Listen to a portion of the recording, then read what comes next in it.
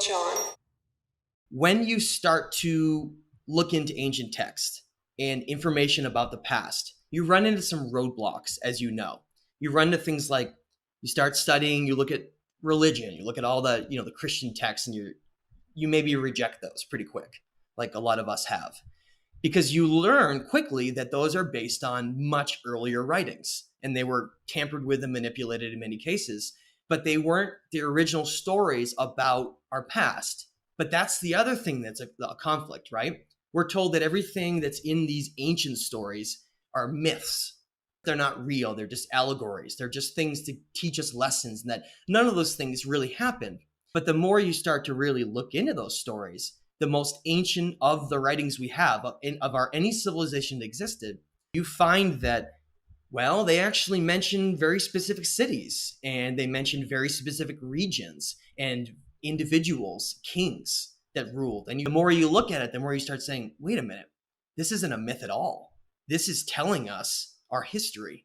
And so the reason why Sumerian is so important is that Sumerian is the oldest advanced language. Some early indigenous cultures may have been doing some kind of a primitive language, but Sumerian is the first advanced language that we can find records are on the earth that actually survived. And I want to make that very clear, that it's very easy for things to disappear. That would be one of the highlights of this discussion.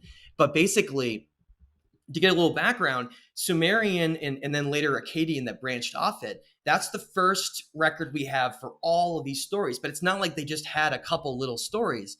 It contains essentially the essence of most of what religion eventually became. Those stories compounded into later becoming a lot of these Abrahamic religious stories, stemming from ancient Hebrew texts and others. But I quickly realized that if I wanted to find the truth in this early story of us, you really got to go to the source, and that's Sumerian. And I want to just bring up that not only did I really want to focus on who the best Assyriologist translators in the world were, so I knew that I'm reading a correct message, not something that maybe was mistranslated and then give us a false view of what really happened. But after I did that, I've taken this time over the last couple weeks to really study cuneiform. And I want to just point out what's so amazing and unusual about it.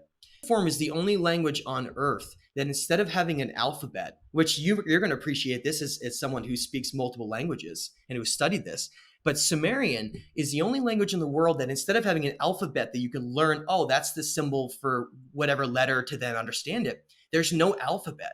Every single word and syllable has its own symbol, meaning that you have to learn thousands of characters more than you ever would for any other language on earth. Now, to compound on that, Sumerian's also what they call an individual closed language that's not shared by any other language in the world. So look at ancient Greek, and you look at you look at Hebrew, and you look at some of the earlier languages, you look at French and all those other languages, you find that a lot of times they have like a common ancestor of where those languages came from. And I'm not a linguistic expert, but when you look at Sumerian, you find that it's what's known as an isolated language, meaning that besides the small branch of Akkadian, it's not shared by any other languages in the world. It's almost like completely lost in time.